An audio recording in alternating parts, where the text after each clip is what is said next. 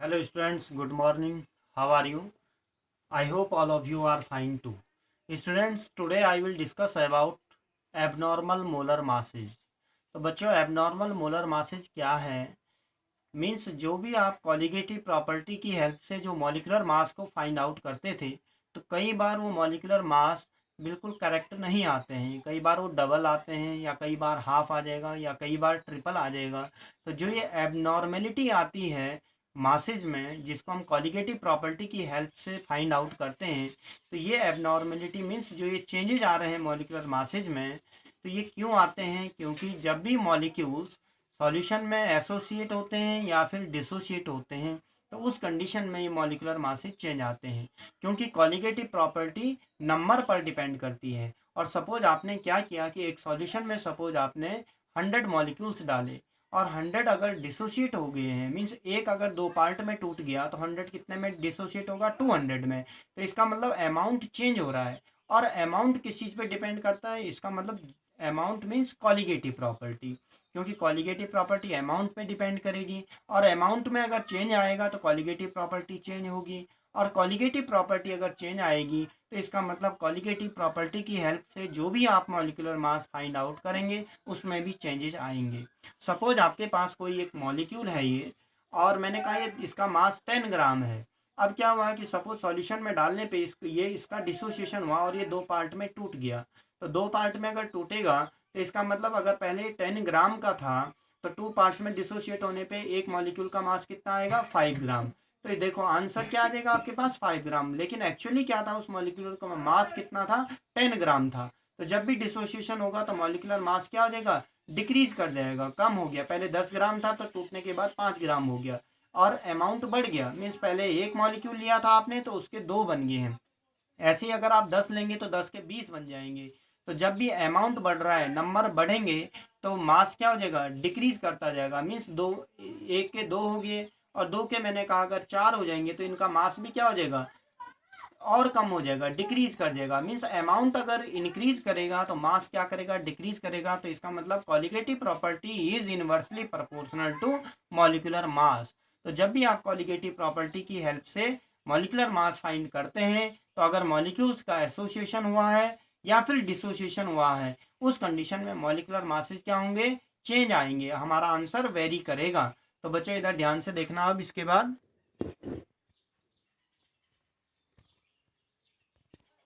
तो बच्चों देखो, एबनॉर्मल मोलर मासेज की मैं बात कर रहा हूँ। तो abnormal molar masses arises when the solute associate और डिसोसिएट। तो जब भी सॉल्यूट एसोसिएट या डिसोसिएट होगा on dissolving in a solvent, this is because due to the association और dissociation of the solute molecule in the solution, the number of molecules undergo change. तो number of molecules क्या हो जाएंगे? Change हो जाएंगे association और dissociation होने की वजह से। दियर for abnormal molar masses obtain, जिसकी वजह से एबनॉर्मल मोलर मासेज हमारे पास आएंगे। फिर अगर मैं एसोसिएशन और डिसोसिएशन की बात करूं, तो एसोसिएशन ऑफ सॉल्यूट पार्टिकल्स। तो सपोज आपके पास एन सिंपल मॉलिक्यूल्स हैं, एन मॉलिक्यूल्स हैं जो कंबाइन होते हैं और एसोसिएटेड मॉलिक्यूल का फॉर्मेशन करते हैं। तो जैसे मैंने रिप्रेजेंट किया है एक इक्वेशन से, तो एन मॉलिक्यूल्स अगर ए के हैं और एसोसिएट होने के बाद वन मॉलिक्यूल बनता है ए एन। मान लिया आपके पास कितने? दो मॉलिक्यूल हैं ए के, और मिलने के बाद आपके पास क्या बन गया? एक ही मॉलिक्यूल बन गया। अब दो से एक बन गया। तो अगर चार होंगे तो चार से दो बनेंगे, 10 होंगे तो 10 से 5 बनेंगे। तो ऐसे ही आप, जैसे सपोज आपके पास एन मॉलिक्यूल्स हैं, तो एन से कितना बन गया? एक मॉलिक्यूल बन गया। तो therefore the total number of molecules in the solution becomes less. अब जब एसोसिएशन होगा तो नंबर ऑफ मॉलिक्यूल्स डिक्रीज कर जाएंगे, कम हो जाएंगे। और जब डिक्रीज करेंगे तो उनका मॉलिक्यूलर मास क्या हो जाएगा? इंक्रीज कर जाएगा। तो और कॉलिगेटिव प्रॉपर्टी डिक्रीज करेगी। तो therefore colligative property will be lower, क्योंकि एसोसिएशन हुआ है, जुड़े हैं। तो दो से अगर एक बना तो नंबर डिक्रीज करेगा। नंबर डिक्रीज करेगा मीन्स कॉलिगेटिव प्रॉपर्टी लोअर हो जाएगी। Since the colligative property are inversely proportional to the molar mass of the solute. और कॉलिगेटिव प्रॉपर्टी मोलर मास का इनवर्सली प्रोपोर्शनल होता है, क्योंकि बड़ा बन जाएगा। अगर दो मिलकर के एक बन गया तो उसका मास बढ़ जाएगा। तो जब नंबर कम होगा तो मास ज़्यादा हो जाएगा। तो the molar mass in such A way will be greater than the theoretical value. For example जैसे मैं एसिटिक एसिड की बात करूं या फिर बेंजोइक एसिड की बात करूं तो ये डाइमर की फॉर्म में प्रेजेंट होते हैं। इनमें हाइड्रोजन बॉन्डिंग होती है, जैसे ये आपके पास CH3COOH मैंने लिख दिया, एक ये है, और CH3COOH आपके पास ये है। ये बीच में ये हाइड्रोजन बॉन्डिंग शो कर रहा हूँ मैं, जो डॉटेड लाइन्स हैं, तो इसका मतलब दो मॉलिक्यूल्स मिल करके एक मॉलिक्यूल बना। तो जब भी आप इसको अगर कॉलिगेटिव प्रॉपर्टी की हेल्प से एसिटिक एसिड का मास फाइंड आउट करेंगे तो इसका मास आता है 120, लेकिन एक्चुअल में इसका मास कितना होता है, 60 होता है। तो ऐसा क्यों हुआ, क्योंकि दो मॉलिक्यूल्स मिल करके एक मॉलिक्यूल बन गया, एसोसिएशन हुआ, तो जिसकी वजह से मास क्या हो गया, ज़्यादा आ गया। तो 120 इसका मास आया जब आपने कॉलिगेटिव प्रॉपर्टी से फाइंड आउट किया। ऐसे ही अगर आप डिसोसिएशन की बात करें तो डिसोसिएशन में मैंने कहा सपोज एक अगर दो पार्ट में डिसोसिएट होता है, जैसे ए बी आपके पास कोई कंपाउंड है और ये डिसोसिएट हो गया ए प्लस और बी माइनस में, consequently the total number of particles increases. तो पहले आपने लिया एक था, उसके दो पार्ट हो गए तो नंबर बढ़ गए हैं तो 2 हो गया, और कॉलिगेटिव प्रॉपर्टी अगर इंक्रीज करेगी तो मॉलिक्यूलर मास क्या हो जाएगा, डिक्रीज करेगा। तो therefore the colligative property in such solution will be large, since the colligative property inversely proportional to the molar mass, the observed molar mass will be less than the theoretical value। तो जो आपके पास actual में जो मास होगा वो आपके पास क्या होगा, ज़्यादा होगा बजाय जो हम कैलकुलेट कर रहे हैं उससे। फिर इसके बाद मैं बात करता हूँ वांट ऑफ फैक्टर की, बड़ा इंपॉर्टेंट है बच्चों, ध्यान से देखना। तो वांट ऑफ फैक्टर देखो, जब मैं एसोसिएशन और डिसोसिएशन की बात करता हूँ तो ये हमेशा किस कंडीशन में अप्लाई होगा, कि जब भी आपके पास इलेक्ट्रोलाइटिक सॉल्यूशन होगा। नॉन इलेक्ट्रोलाइट की कंडीशन में आपके पास जो भी आप मॉलिक्यूलर मास फाइंड आउट करोगे कॉलिगेटिव प्रॉपर्टी से, तो वही बिल्कुल करेक्ट आंसर होगा, उसमें कोई भी एबनॉर्मेलिटी नहीं होगी। लेकिन जब मैं इलेक्ट्रोलाइट्स की बात करूंगा तो उस कंडीशन में डिसोसिएशन होगा, तो डिसोसिएशन होगा तो जिसकी वजह से मॉलिक्यूलर मास क्या हो सकता है, वेरी कर सकता है, चेंज आ सकता है। तो देखो वांट ऑफ फैक्टर क्या चीज़ है, it is defined as the ratio of the normal molar mass to the observed molar mass. तो नॉर्मल मोलर मास का ऑब्जर्व्ड मोलर मास के साथ जो रेशो होता है उसी को हम कहते हैं वांट ऑफ फैक्टर। तो ध्यान से समझना बच्चों कि जैसे मैंने अभी आप बात की है कि आपने एसिटिक एसिड का देखा, तो एसिटिक एसिड का नॉर्मल मोलर मास कितना होता है, 60 होता है।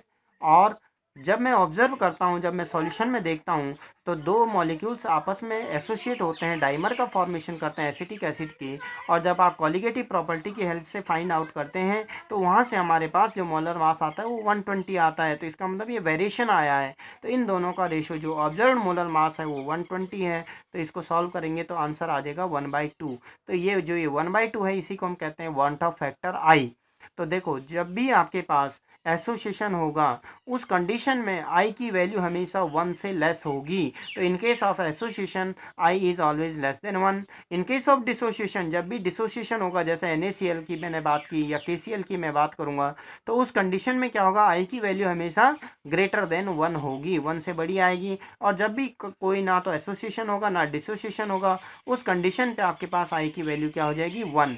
तो जैसे अगर मैं बात करूँ सिंपली, हम कोई भी कॉलिगेटिव प्रॉपर्टी की हेल्प से मॉलिक्यूलर मास फाइंड आउट करते हैं, जैसे हमने कहा था कि एलिवेशन इन बॉइलिंग पॉइंट से, डिप्रेशन इन फ्रीजिंग पॉइंट से, या फिर ऑस्मोटिक प्रेशर से, या relative lowering in vapour pressure से, तो उन कंडीशंस में हमेशा क्या होता था कि हम आई लिख देते थे फॉर्मूला के आगे। तो जैसे मैंने लिखा था डेल्टा टी बी, सपोज इससे हम फाइंड आउट करते थे तो K B into M, M means molality का फॉर्मूला लिख देते थे, और इसके आगे हम आई लिख देते हैं, क्योंकि जब भी ये वांट ऑफ फैक्टर है इसे हम मल्टीप्लाई कर देते हैं। तो अगर कोई भी एसोसिएशन डिसोसिएशन नहीं होगा तो आई की वैल्यू 1 होगी, और ये फार्मूला वही रहेगा जो आपने पहले कैलकुलेट किया था, delta T B equal to K B into M.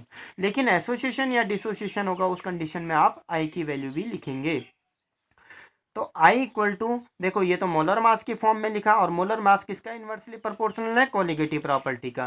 तो अगर मैं कॉलिगेटिव प्रॉपर्टी की फॉर्म में इसी फॉर्मूले को लिखूं तो ऑब्जर्व्ड कॉलिगेटिव प्रॉपर्टी ऊपर आ जाएगा क्योंकि इन्वर्सली प्रोपोर्शनल है, और नॉर्मल वाला नीचे आ जाएगा। तो observed value of colligative property divided by normal value of colligative property. तो जब कॉलिगेटिव प्रॉपर्टी की फॉर्म में लिखेंगे तो आपके पास फॉर्मूला ये हो जाएगा, जब मोलर मास की फॉर्म में लिखेंगे तो फॉर्मूला ये हो जाएगा वांट ऑफ फैक्टर का। अब आई की वैल्यू वैल्यू क्या होगी। तो सपोज अगर मैं सोडियम क्लोराइड की बात करता हूँ तो सोडियम क्लोराइड का डिसोसिएशन होता है सॉल्यूशन में। तो सोडियम क्लोराइड कैसे डिसोशिएट होगा, Na++Cl-। तो एक जो सोडियम क्लोराइड का मॉलिक्यूल था वो टूटने के बाद कितने मॉलिक्यूल बन गए, कितने आयंस बन गए इसके, 2। तो इसका मतलब कॉलिगेटिव प्रॉपर्टी इंक्रीज करेगी।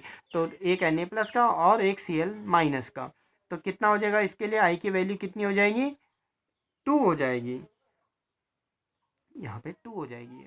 और ऐसे ही अगर मैं बात करूँ मैग्नीशियम सल्फेट की, तो मैग्नीशियम सल्फेट अगर डिसोशिएट होगा तो Mg2+ में हो जाएगा और सल्फेट 2- में, मीन्स एक मैग्नीशियम का और एक सल्फेट का बन जाएगा। तो इसका मतलब 2I की वैल्यू होगी। अगर मैं पोटेशियम सल्फेट की बात करूंगा तो I की वैल्यू कितनी हो जाएगी, तो पोटेशियम सल्फेट में क्या होगा, 2K+ बन जाएंगे और प्लस सल्फेट 2-। तो मीन्स 2 पोटेशियम के और एक सल्फेट का बन जाएगा। तो इसका मतलब 2+1 3 आयंस बनेंगे। तो इसका मतलब आई की वैल्यू कितनी हो जाएगी, 3 हो जाएगी।